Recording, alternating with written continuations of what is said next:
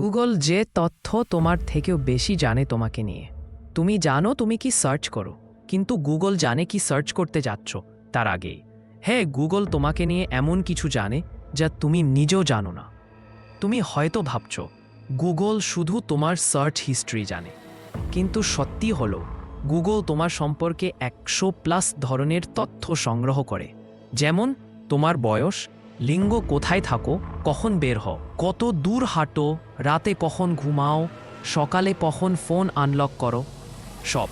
Google তোমার location history দিয়ে বুঝে ফেলে তুমি প্রতিদিন কোথায় যাও, কোন রাস্তায় যাও, কতক্ষণ থাকো, এমনকি তুমি কি দিনে বেশি খুশি থাকো নাকি রাতে।